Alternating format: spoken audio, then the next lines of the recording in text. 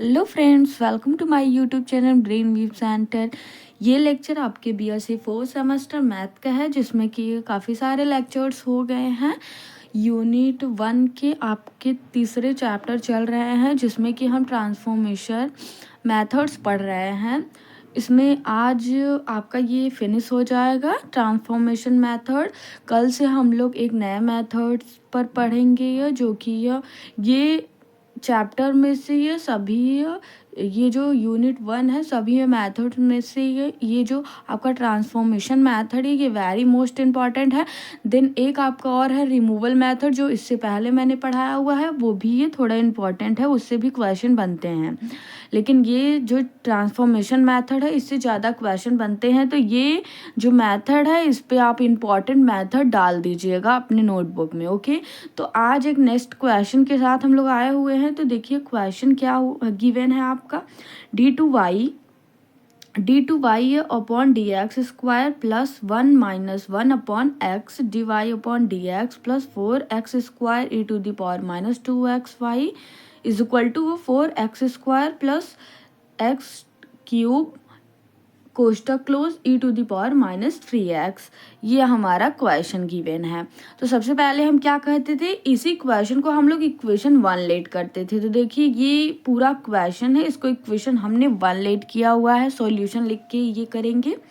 Then इसको हम लोग किससे कंपेयर करेंगे, सेकेंड लीनियर डिफरेंशियल इक्वेशन के जनरल इक्वेशन से इसको हम लोग क्या करेंगे, कंपेयर करेंगे, जिससे हमें पी क्यू आर की वैल्यूज मिलेंगी। तो यहाँ से देखिएगा P और Q और R की वैल्यू हमें मिल गई। तो P की वैल्यू क्या आएगी, ये पूरी आएगी 1 minus 1 upon x. Then Q की वैल्यू क्या आएगी 4x square e to the power minus का 2x आ जाएगा यहाँ से देखिएगा। और R की वैल्यू ये पूरी आ जाएगी, R जिसके स्थान पे है ये पूरी वैल्यू आ जाएगी। तो 4x square plus x cube e to the power minus 3, ये आपकी क्या आ जाएगी, R की वैल्यू आ जाएगी। अब सेकेंड स्टेप्स हम लोग क्या करते थे, चेंज करते थे x को z में। तो हम क्या करेंगे, चेंज करेंगे किस इक्वेशन को, ये जो इक्वेशन से हमने कंपेयर किया हुआ है, इस इक्वेशन को हम लोग किस में चेंज करेंगे, जहाँ पर x है वहाँ पर आपका z हो जाएगा, p की जगह पर p1 हो जाएगा, q की जगह पर q1 एंड r की जगह पर r1 हो जाएगा। तो देखिएगा d2y upon d z d square plus p1 dy upon d z plus q1 y is equal to r1, ये इक्वेशन आपके 2 हो जाएंगे। इक्वेशन 2 इसको लेट करने के बाद हम q1 p1 एंड r1 की वैल्यूज को फाइंड आउट करते हैं। अब इन सभी वैल्यूज को फाइंड आउट करने के बाद इक्वेशन सेकेंड में हम पुट करेंगे p1 q1 एंड r1 की वैल्यू। फिर वहाँ से हमें मिलेगी एक सेकेंड लीनियर डिफरेंशियल इक्वेशन, एक इक्वेशन मिलेगी जिसको जहाँ से हम ऑक्सिलरी इक्वेशन फाइंड आउट करेंगे। ऑक्सिलरी इक्वेशन से हमें रूट्स मिलेंगी, उन रूट्स का हम CF पार्ट लिखेंगे। अब CF पार्ट लिखने के बाद PI निकालेंगे। देन इसके बाद क्या करेंगे, या जनरल सॉल्यूशन, देन आपका आंसर हो जाएगा। तो वही देखिएगा आगे हम लोग क्या करेंगे, इसके बाद P1 Q1 एंड R1 की वैल्यूज को निकालेंगे। तो यहाँ से देखिए सबसे पहले क्या करते थे, Q1 is equal to constant मान लेते थे, और हम जानते हैं Q1 इज इक्वल टू, ये हमारा फॉर्मूला होता है Q upon d z upon d x का होल ऑफ द स्क्वायर। तो Q1 इज इक्वल टू, अब Q की वैल्यू जो आई थी वहाँ पर जो हमने कंपेयर करके निकाला हुआ है Q की वैल्यू, यहाँ से लिखेंगे तो 4x square e to the power minus का 2x, ये Q की वैल्यू है पूरी, और ये इज रिड्यूस्ड वैसे ही अपॉन में लिख देंगे। अब इसका कांस्टेंट हम क्या मानेंगे, 1 मानेंगे, क्योंकि ये यहाँ पर कुछ भी कॉमन वगैरह नहीं दिख रहा है, तो वहाँ से क्योंकि 2 टर्म है ना, तो 1 मान लेंगे। तो देखिए 1 मानेंगे तो यहाँ से मल्टीप्लाई करेंगे तो d z upon d x square whole of the square. Q1 माना है हमने, क्योंकि अगर आप स्क्वायर इन सभी का स्क्वायर लेंगे तो ये 2 आ जाएगा, ये x और e to the power x minus में आ जाएगा, इसीलिए हम लोगों ने क्या कहा, ऐसे बन गया। तो डी जेड हमें क्या निकालना होता है, D z upon d x निकालना होता है। स्क्वायर हम लोग नहीं देखेंगे, स्क्वायर हम लोग सोचेंगे कि कैसे काटे, ऐसा कांस्टेंट लेट करेंगे कि स्क्वायर यहाँ से हट जाए, केवल क्या बचे, D z upon d x बचे। तो स्क्वायर हटाने के लिए हमें यहाँ पे 1 लेट किया। अब कैसे 1 लेट किया वो देखिएगा। तो 4 अब मल्टीप्लाई करेंगे तो ये आ जाएगा एंड इधर मल्टीप्लाई करेंगे तो 4x² e to the power minus का 2x आ जाएगा। अब इन सभी को हम लोग क्या लिख सकते हैं, अगर स्क्वायर यहाँ पर अंडर रूट में हो गया तो क्या हो जाएगा, अंडर रूट से 2 बाहर निकलेगा, क्या 4 निकलेगा तो क्या हो जाएगा 2, एक्स स्क्वायर है तो x बचेगा, e to the power minus का 2x है तो e to the power minus का x बचेगा, dz/dx हो जाएगा, इक्वेशन ए हो जाएगा। अब इक्वेशन ए को हम लोग क्या करते थे, इंटीग्रेट करते थे देन डिफरेंशिएट करते थे, तो इक्वेशन ए को हम लोग क्या करेंगे, इंटीग्रेट करेंगे। तो देखिएगा इंटीग्रेट ऑन इक्वेशन ए, तो इंटीग्रेशन का symbol dz/dx is equal to integration 2x e to the power minus का x। तो यहाँ से z आ जाएगा, देन यहाँ से 2 आपका कांस्टेंट टर्म है बाहर आ जाएगा, अब इसका फर्स्ट सेकंड लग जाएगा। तो यहाँ से देखिए फर्स्ट सेकंड का डिफरेंशिएशन माइनस, अब यहाँ से देखिए फर्स्ट सेकंड का इंटीग्रेशन एंड यहाँ पे फर्स्ट का माइनस फर्स्ट का डिफरेंशिएशन, फिर इसके बाद क्या हो जाएगा फर्स्ट, वैसे ही सेकंड का इंटीग्रेशन यहाँ से पूरा आ जाएगा। तो अगर फर्स्ट का डिफरेंशिएशन करेंगे यहाँ से देखिएगा ये एक बार और हुआ है ना, क्योंकि अदर टर्म है, तो z इज इक्वल टू यहाँ पर फर्स्ट सेकंड लगेगा इंटीग्रेशन में, ये ध्यान रखिएगा। तो z is equal to 2 minus x e to the power minus x minus का integration 1 into e to the power minus x, z is equal to 2 minus का x e to the power minus x, यहाँ से plus इधर कर लेंगे कि यानी इसका इंटीग्रेशन करेंगे तो ये माइनस में आ जाएगा, देन अगर e to the power minus x का इंटीग्रेशन करेंगे तो फिर से यही आ जाएगा, तो फिर से माइनस आ जाएगा, तो माइनस माइनस यहीं पर प्लस हो जाएगा और ये माइनस a/z। अब देखिएगा यहाँ से मैं समझा रही हूँ, एक बार इंटीग्रेशन है minus e to the power minus का x, ओके 1 मैंने नहीं लिखा हुआ, तो माइनस हम लोगों ने मान लीजिए हम लोगों ने माइनस क्या ले लिया, बाहर ले लिया e to the power x। अब अगर इसका इंटीग्रेशन करेंगे तो e to the power e का इंटीग्रेशन एंड -1 हो जाएगा, जो आपका देखिए e to the power minus x और ये है तो इसका एक बार और इंटीग्रेशन होगा तो माइनस का 1 आ जाएगा, तो यहाँ से करेंगे तो माइनस का e टू द पावर, फिर माइनस का आ गया तो माइनस माइनस क्या हो जाएगा, प्लस हो जाएगा। यहाँ से देखिएगा z is equal to minus का 2 e to the power minus का x प्लस 1 प्लस x, ये पूरी वैल्यू आपकी आ जाएगी ये z की, और डिफरेंशिएट इक्वेशन ए। अब इक्वेशन ए को हम लोग क्या करेंगे, डिफरेंशिएट कर देंगे, तो d/dx² इज इक्वल टू 2। अब देखिएगा first second plus first second, इसमें भी फर्स्ट सेकेंड हम लोग लगाए हुए हैं, तो यानी कि e to the power x जो है x को हम लोग फर्स्ट माने हैं, फिर e टू द पावर यहाँ से देखिएगा इसको हम लोगों ने फर्स्ट लेट किया हुआ है, इसको हम लोगों ने फर्स्ट लेट किया हुआ है, इसको सेकेंड, फर्स्ट सेकेंड से हम लोग कर देंगे तो यहाँ से आ जाएगा first is it is second का डिफरेंशिएशन, देन सेकेंड का differentiation first is it is, तो d/dx² इज इक्वल टू 2। अब यहाँ से मल्टीप्लाई कर देंगे अगर तो 2 e to the power x, यहाँ से कॉमन ले लेंगे 1 माइनस एक्स बचेगा। अब क्या करेंगे, p1 का वैल्यू निकालेंगे, तो p1 का फॉर्मूला ये होता है, इसकी जगह पर हम ये वैल्यू पुट करेंगे, यहाँ से पुट किए प्लस प्लस p की जगह पर 1 माइनस 1/x जो कंपेयर किए हुए थे फर्स्ट स्टेप में, वहाँ से dz/dx अभी आया है तो वहाँ से 2x e to the power minus का x हो जाएगा। यहाँ से सॉल्व करेंगे, देखिएगा सब कैंसिल आउट हो जाएंगे, क्या बचेगा 0 बचेगा, तो p1 की वैल्यू 0 आ जाएगी।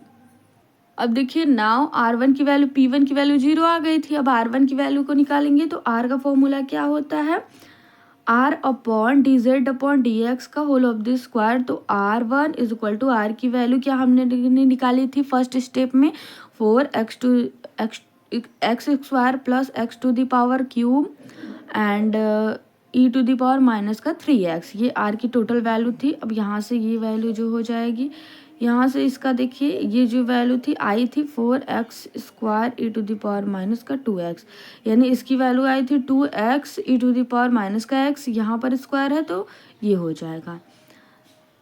यहाँ से देखिए ये है, तो 4 से 4 कैंसिल आउट हो जाएगा, तो यहाँ से पूरा वैल्यू क्या बचेगी, ये x², हम लोगों ने x² कॉमन लिया हुआ है, 1 प्लस एक्स बचेगा e to the power minus का 3x, अपॉन करेंगे x² e to the power minus का 2x, x² से कैंसिल आउट हो जाएगा तो क्या बचेगा, केवल 1 plus x e to the power minus का 2x। अब e to the power minus के 2x को हम लोग किस फॉर्म में लिख सकते हैं, e to the power minus का 2x into e to the power minus का x। अगर इसको, क्योंकि ये पावर अगर बेस सेम हो तो पावर्स ऐड होते हैं, अगर पावर्स को ऐड करेंगे तो माइनस का 3 आ जाएगा, 3x।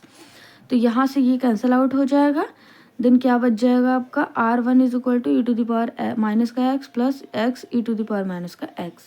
ये आपका टोटल वैल्यू बच जाएगी। अब क्या करेंगे, this value put in equation second. अब इन सभी वैल्यूज को इक्वेशन सेकंड में पुट करेंगे तो d/y/d(z²) प्लस यहाँ से p1 की वैल्यू 0 आई थी plus y is equal to e to the power minus का x plus x e to the power minus का x हो जाएगा। तो d/y/dz plus y is equal to e to the power minus का x plus x e to the power minus का x। इसको हम इस टाइप से भी लिख सकते हैं। तो on replacing x to z, अब x को हम z के फॉर्म में कन्वर्ट कर देंगे, तो यहाँ से देखिएगा ये आ जाएगा z is equal to minus का क्या था, माइनस का 2 e to the power minus का x 1 प्लस एक्स, तो e to the power minus का x 1 plus x is equal to minus का 1/2z हो जाएगा।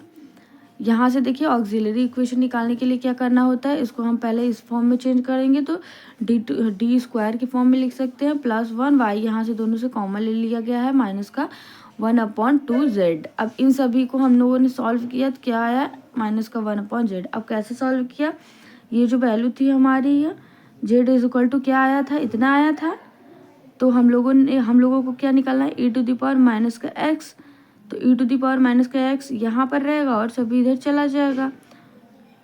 समझ रहे हैं आप लोग, यहाँ से 1/2 और z, तो यहाँ पर हम लोग क्या लिख देंगे, ये लिख देंगे, तो यही से यहाँ पर ये आया, तो ये पूरी वैल्यू, ये वैल्यू को हम लोग क्या लिख सकते हैं, ये, तो इसकी जगह पर हम लोग क्या लिख सकते हैं, -1/2z, तो -1/2z बी इक्वेशन हम लोगों ने लेट के लिया। ऑक्सिलरी फॉर्म निकालेंगे, अब m² d की जगह पर m पुट करेंगे, m² plus 1 is equal to 0, m is equal to plus minus i, क्यों, क्योंकि ये -1 इधर जाएगा, अंडर रूट में -1 आ जाएगा तो प्लस माइनस आयोटा आ जाएगा। On comparing m is equal to alpha plus minus i beta, तो अल्फा इज इक्वल टू क्या हो जाएगा, कुछ नहीं है 0 है, बीटा इज इक्वल टू वो 1 हो जाएगा। अब रूट्स हम लोग कैसे लिखेंगे देखिएगा, तो CF is equal to e to the power alpha z C1 cos beta z C2 sine beta z, ये हो जाएगा आपका रूट्स। तो C1 की जगह पर C1, अब बीटा की जगह पर 1 आएगा और z is it is, C2 sine beta की जगह पर 1 इज इट इज, यहाँ पर 0 आ जाएगा तो ई टू द पावर 0 की वैल्यू 1 होती है। तो C1 कॉस x, अब यहाँ z की जगह पर हम लोग z की वैल्यू रखेंगे, जो हम लोगों ने z यहाँ से देखिए पूरी ये z की वैल्यू रखेंगे यहाँ से, तो यहाँ से रख दिए माइनस का 2 e to the power minus का x 1 प्लस एक्स, ये पूरी z की वैल्यू हम लोग रख देंगे z की जगह पर। C1 cos 2 e to the power minus x plus 1 x minus C2 sine 2 e to the power minus x 1 plus x.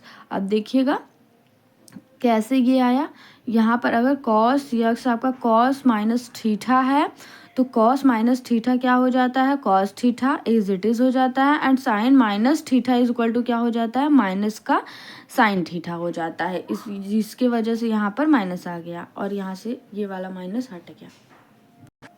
देखिएगा पी आई निकालने के लिए हम लोग क्या करते हैं, now P I is equal to 1 अब उस जो ऑक्सिलरी इक्वेशन निकालते समय हमने यह फॉर्म बनाई थी डिफरेंशियल इक्वेशन की, उसको हम लोग अपॉन में लेकर आएंगे। डी टू 1/d2 + 1 इंटू में क्या लिखेंगे, आर, जो आर की वैल्यू क्या थी माइनस का 1/2z, ये आर की पूरी वैल्यू थी, यहाँ पर हम लोगों ने इंटू में लिखा हुआ है। अब अगर इस ऐसा कोई टर्म आए कि यहाँ पर क्या हो, जो आपका ये कोई भी एल्जेब्रिक फंक्शन आए, यहाँ पर x y z, x square y square z square, algebraic कोई फंक्शन आता है, तो हम लोग क्या करते हैं, कैसे उसको पी आई निकालते हैं वो सीखेंगे आज। तो अगर कोई एल्जेब्रिक फंक्शन आता है तो हम लोग क्या करते हैं, तो ये जो हमारा ये फंक्शन होता है, ये जो है पूरा डिफरेंशियल फॉर्म, इसको क्या करते हैं, ऊपर ले जाते हैं। तो देखिएगा अभी समझ में आएगा। तो 1/d² + 1 पावर क्या होता है, 1 होता है, तो इंटू में 1/, अब इसको ऊपर लेकर जाएंगे तो d² + 1 और यहाँ से क्या आ जाएगा, माइनस का 1 आ जाएगा, क्योंकि हम लोग इस ये जो अपॉन में था इसको हम लोगों ने क्या लेकर गए, ऊपर लेकर गए, तो -1 आ जाएगा, इंटू को माइनस का 1/2z हो जाएगा। आई होप ये क्लियर हो गया होगा। अब यहाँ से देखिएगा 1 + d² माइनस का 1, और इसको क्या लिख सकते हैं, तो या तो इसको चेंज कर सकते हैं 1+, यानी दोनों प्लस में है तो कोई भी डिफरेंस नहीं होगा, तो इसको इस फॉर्म में भी लिख सकते हैं। अब यहाँ से आगे देखिएगा क्या करेंगे, 1 माइनस, अभी इसको कैसे लिखे हैं हम लोग, ये देखिएगा, तो 1 - d² इंटू माइनस का 1/2z, एक फॉर्मूला होता है, कौन सा फॉर्मूला होता है, तो 1 + x to the power minus का 1, जो ये फॉर्मूला होता है वो क्या होता है, देखिएगा 1 + x टू दी पावर एक सीरीज होती है, वो क्या उनसे सीरीज होती है, 1/1 + x to the power minus का 1 + x², ऐसे सीरीज इनफाइनाइट टर्म तक बढ़ती जाएंगी। यानी कि ये सीरीज होती है कि 1 + x टू दी पावर -1 हो, तो वो सीरीज कैसी फॉर्म में होगी, 1 - x + x², फिर माइनस का x³ फिर प्लस का x4 माइनस का x5, ऐसे टर्म तक बढ़ती चली जाएंगी। तो हम एक ही टर्म तक केवल लेते हैं, ये सभी हमारी 0 हो जाती हैं, तो एक ही टर्म तक हम लोगों ने लिया, तो 1 - d² तक ही बस लिया हुआ है। d² इज इट इज यहाँ 2 टर्म तक हम लोगों ने लिया है, तो 1 माइनस क्या आ जाएगा, 1 के बाद माइनस और d है तो d² आ जाएगा, जो वैल्यू रहेगी यहाँ पर वही आ जाएगी। 1 यहाँ पर देखिए 1 + x है तो 1 - x आ गया, अब 1 + x d² है तो 1 - d² आ जाएगा, यहाँ 2 टर्म तक केवल लेंगे, इंटू का -1/2z। अब यहाँ से आ गया आपका, फिर यहाँ से लेंगे माइनस का, अब देखिएगा अगर इसको मल्टीप्लाई कर दे दोनों में तो क्या होता है, माइनस का 1/2z प्लस माइनस है तो प्लस हो जाएगा, माइनस प्लस d²/2z हो जाएगा। आई होप समझ में आ रहा होगा। अब माइनस का 1/2z प्लस, अब यहाँ से देखिएगा d1 जो होता है, यानी कि ये d1 का मतलब होता है कि डिफरेंशिएशन होता है। अगर आपका 1/d दे दिया हो तो इसका मतलब क्या होता है कि इंटीग्रेशन होता है, अगर d दिया हो उसका मतलब डिफरेंशिएशन होता है। तो यहाँ पर केवल d दिया हुआ है, यानी कि डिफरेंशिएशन किसका होगा, 1 का डिफरेंशिएशन, तो 0 आ जाएगा, क्योंकि किसी भी ये कांस्टेंट टर्म का डिफरेंशिएशन क्या होता है, 0 होता है, तो 0 आ जाएगा, ये टोटल वैल्यू 0 आ जाएगी, बचेगा केवल ये, तो -1/2z बचेगा, 2 है ये 2z बचेगा। तो यहाँ से देखिएगा z की वैल्यू हम लोग पुट करेंगे, तो ये पूरी वैल्यू z की है -2 e⁻⁻x 1 + x, ये z की वैल्यू है पूरी। यहाँ से देखिए z की वैल्यू है, P I is equal to क्या हो जाएगा, e⁻⁻x 1 + x, ये पी आई की वैल्यू है हमारी, ये फाइंड आउट हो गई है। अब क्या करेंगे, जनरल सॉल्यूशन। यहाँ से देखिएगा general solution of the given equation, तो y is equal to CF + PI, CF की वैल्यू ये पूरी आई थी एंड PI की ये लास्ट में आई है हम लोगों की, PI की वैल्यू e⁻⁻x 1 + x, यही आपका रिक्वायर्ड आंसर हो जाएगा। आई होप आप सभी को ये क्वेश्चन समझ में आया होगा, काफ़ी इम्पॉर्टेंट क्वेश्चन था, इस टाइप के क्वेश्चन आपसे बन सकते हैं एग्जाम में। तो स्टूडेंट्स ये आपका नेक्स्ट क्वेश्चन है जो कि यह है d2y/dx² -1/x dy/dx+4x² y=x⁴। ये आपका टोटल क्वेश्चन है। इसको कैसे आप लोग सॉल्व करेंगे उसको देखिए। समीकरण 1 मानेंगे यानी इक्वेशन फर्स्ट लेट कर लेंगे, फिर पी क्यू आर की वैल्यू निकालेंगे आप लोग कंपेयर करके। जिस इक्वेशन से कंपेयर किए रहेंगे उसको x जहाँ पर वहाँ पर z रखेंगे और p की जगह पर p1, q की जगह पर q1 एंड r की जगह पर r1 रख के इक्वेशन सेकेंड लेट कर लेंगे। अब इक्वेशन सेकेंड लेट करने के बाद q, p1, q1 and r1 की वैल्यूज़ को फाइंड आउट करके ये इक्वेशन फिर सेकेंड में रख देंगे। q1 और p1 और r1 की वैल्यूज़ को वहाँ से रखने के बाद ऑक्सिलरी इक्वेशन निकालेंगे। ऑक्सिलरी से हमें रूट्स मिलेगा। रूट्स निकलने के बाद आप CF पार्ट लिखेंगे, देन PI निकालेंगे। फिर इसके बाद आपका क्या हो जाएगा, जनरल सॉल्यूशन। ये क्वेश्चन आप लोग आई थिंक कर लेंगे। अगर कर लेते हैं तो मैं नेक्स्ट क्वेश्चन कराऊँ, लेकिन आप लोग कैसे बताएंगे, लाइव क्लास तो है नहीं। तो चलिए मैं करा ही देती हूँ इस क्वेश्चन को भी, ये जल्दी जल्दी थोड़ा। तो अभी तक जिन्होंने चैनल को सब्सक्राइब नहीं किया है वो चैनल को सब्सक्राइब कर लेंगे ताकि ये नोटिफिकेशन आपको टाइम टू टाइम मिलती ये रहे। और फिजिक्स केमिस्ट्री की अभी नई वीडियो आ रही है तो जल्द ही उनकी भी वीडियो आएंगी। या टेंशन मत लीजिएगा, फिजिक्स केमिस्ट्री आपका कंप्लीट हो जाएगा। है यही थोड़ा डाउट है मैथ में, तो मैथ जहाँ तक आपका मतलब क्वेश्चन एग्ज़ाम में पूछे जाते हैं। देखिए एक बात मैं बता दूँ कि क्वेश्चन जो है एग्ज़ाम में देखिए 50% इस बुक से पूछता है, 50% सेकेंड बुक से पूछता है। आपका मतलब दोनों बुक का आधा आधा क्वेश्चन पूछा रहता है। तो आप अगर एक बुक तैयार कर लेते हैं, अगर आप डिफरेंशियल इक्वेशन केवल तैयार कर लेते हैं तो वो बुक करने की आवश्यकता नहीं है। क्यों? क्योंकि ये जो क्वेश्चन आपके मतलब 2 टाइप के, मतलब कुछ 8 क्वेश्चन दे दिए रहेंगे, उसमें से कहेगा 5 क्वेश्चन करिए। तो कोई भी क्वेश्चन सेलेक्ट करने के लिए दिया रहेगा तो उसमें से 50% आते हैं एग्ज़ाम में आपके। तो अगर आप एक बुक भी अच्छे से तैयार कर लेते हैं तो आप फुल मार्क्स गेन कर सकते हैं। ये बात दिमाग में रखिएगा कि हमें दोनों बुक पूरी कराने की आवश्यकता नहीं है, क्योंकि यह आपकी एग्ज़ाम में जो पूछा गया है वो मैंने एनालाइज़ किया हुआ है एग्ज़ाम पेपर को। तो उसमें से देखा मैंने कि 50% आपके फर्स्ट बुक से दिया हुआ है एंड 50% आपके सेकंड बुक से दिया हुआ है। और सेकंड बुक जो है वो काफ़ी थ्योरेटिकल बुक है, वहाँ से थोड़े ये लिखने टाइप के क्वेश्चन बनते हैं। तो मैं तो कहूँगी ये थोड़ी यही आप ध्यान दीजिएगा डिफरेंशियल इक्वेशन, क्योंकि ये इसमें देखिए क्वेश्चन आपके बहुत सारे हैं, ठीक है, लेकिन मेथड जो है वो कुछ सेलेक्टेड मेथड है, उसी से आपका क्वेश्चन सॉल्व होगा। और वहाँ पर है आपको वहाँ पर अलग अलग टाइप के थोड़े हैं, तो आप लोग को जो आसान लगे वो कर लीजिएगा। ओके, मैं बता दे रही हूँ बस। तो देखिएगा इस क्वेश्चन को इक्वेशन फर्स्ट लेट किया, पी क्यू आर की वैल्यू यहाँ से निकाल ली। इसके कंपेयर में पी की वैल्यू ये हो जाएगी -1/x, 4 क्यू की वैल्यू 4x² हो जाएगा एंड आर की वैल्यू x⁴ हो जाएगी। अब इस वैल्यू को हम लोग क्या करेंगे, रिप्लेस कर देंगे। यहाँ पर p1, q1 and r1, x की जगह पर z रख देंगे हम लोग। इक्वेशन सेकेंड लेट कर लेंगे। q1 = कॉन्स्टेंट मानते थे। q1 की वैल्यू फॉर्मूला क्या होता था, q/dz/dx का होल ऑफ द स्क्वायर। अब q1 क्या हो जाएगा, q की वैल्यू है 4x² अपॉन ये पूरी एज इट इज = 1 हम मान लेंगे। q माने 1, अभी वहाँ से देखिएगा तो 4x² अगर मल्टीप्लाई करेंगे तो 4x एंड यहाँ से ये पूरी आ जाएगी। अब दोनों से हम लोग स्क्वायर क्या करेंगे, यहाँ से स्क्वायर अंडर रूट में लेकर आएंगे तो 2 क्या हो जाएगा, 4 क्या हो जाएगा 2 के फॉर्म में एंड x² 2 हो जाएगा। अंडर रूट से अगर बाहर निकलेगा ये dz/dx की वैल्यू इक्वेशन ए हम लोगों ने लेट किया। अब क्या करेंगे, इसको इंटीग्रेट करेंगे। तो इंटीग्रेट करने के लिए हम क्या करते हैं, इंटीग्रेशन का सिंबल dz/dx इंटीग्रेशन 2x आ जाएगा। z अब 2 हमारा कांस्टेंट टर्म है, x का इंटीग्रेशन x²/2 आ जाएगा = यहाँ से 2 कैंसिल आउट हो जाएंगे। x², z की वैल्यू क्या आ जाएगी, ये x² आ जाएगी ये।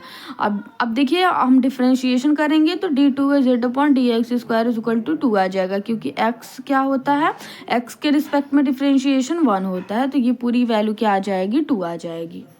अब हम लोग P1 की वैल्यू निकालेंगे तो फॉर्मूला ये होता है, इसकी जगह पर हम लोग पुट करेंगे, पूरे फॉर्मूले हैं ये, और इसी जगह पर बस वैल्यूज़ को पुट करना है। वैल्यूज़ को पुट करने के बाद सॉल्व करेंगे तो P1 की वैल्यू 0 आ जाएगी। R1 की वैल्यू निकालेंगे तो R1 का फॉर्मूला ये होता है, R की जगह पर जो सबसे पहले हम लोगों ने कंपेयर करके या R1 P1 सॉरी R और P क्यू की वैल्यू लिखी थी, वहाँ से R की वैल्यू लिखेंगे x² x4 आ जाएगा। R की वैल्यू क्या थी, x4 थी अपॉन 4x², ये क्या था 2x था, 2x था तो इस होल ऑफ द स्क्वायर है तो 4x² हो जाएगा।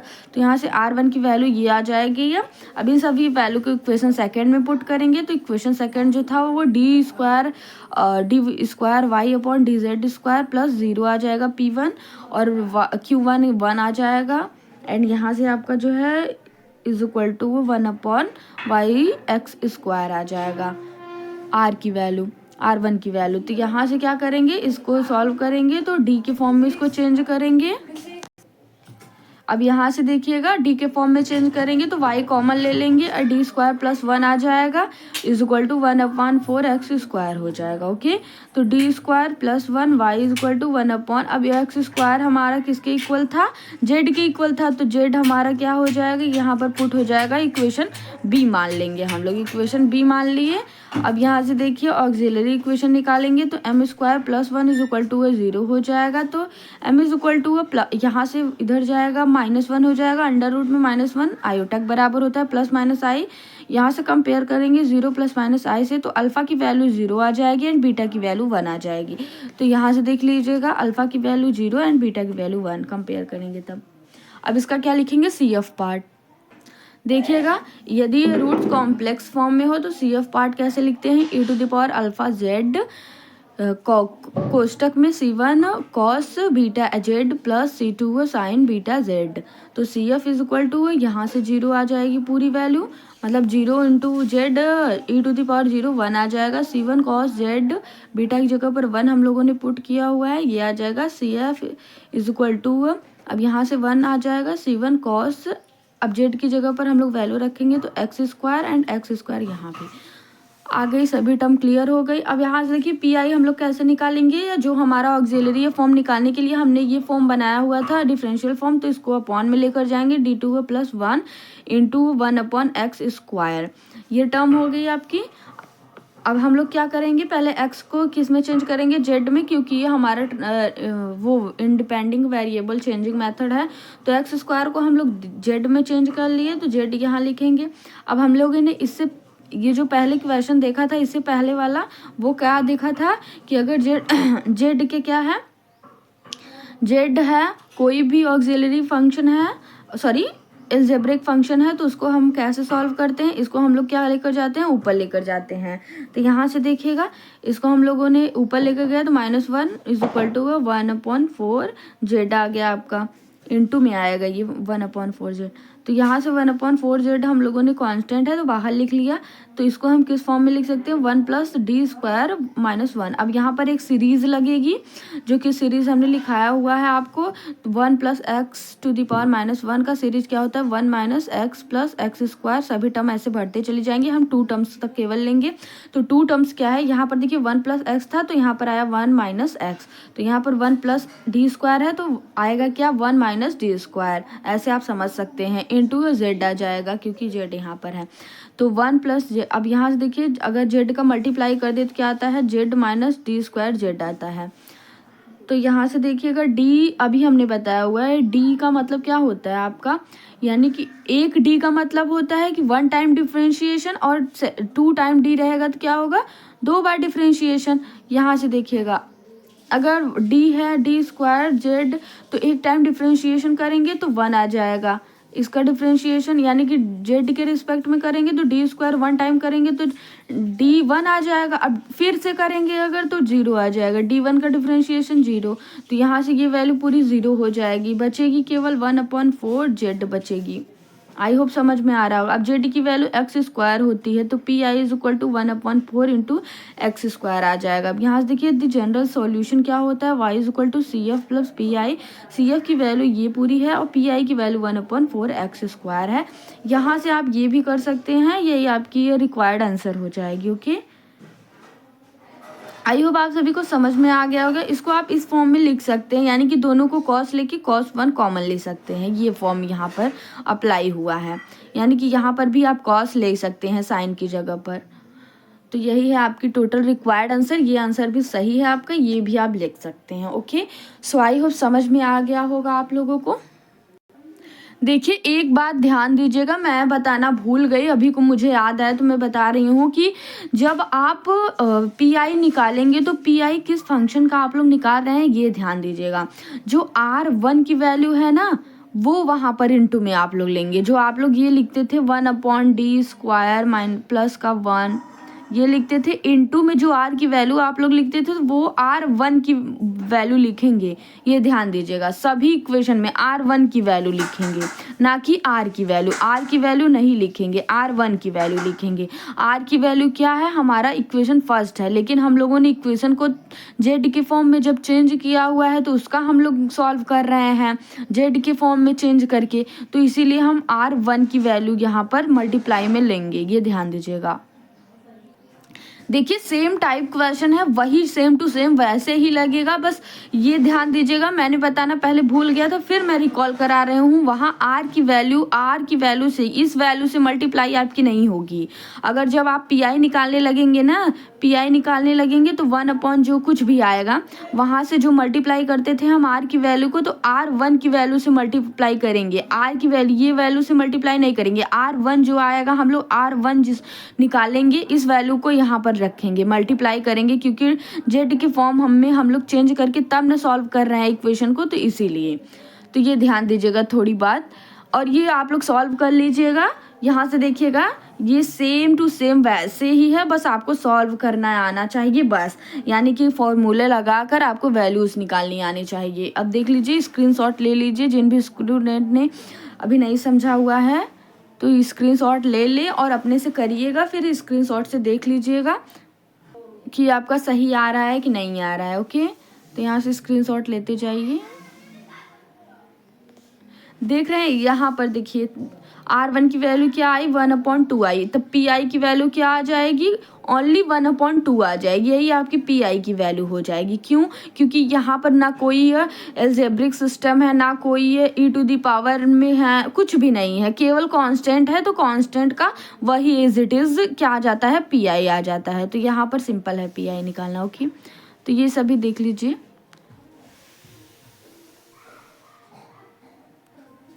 ये देखिएगा, ये क्वेश्चन है, ये भी आपका सिंपल क्वेश्चन है, बस देखने में थोड़ा डर लग रहा होगा आप लोगों को, लेकिन इसको हम लोग कैसे करेंगे देखिएगा।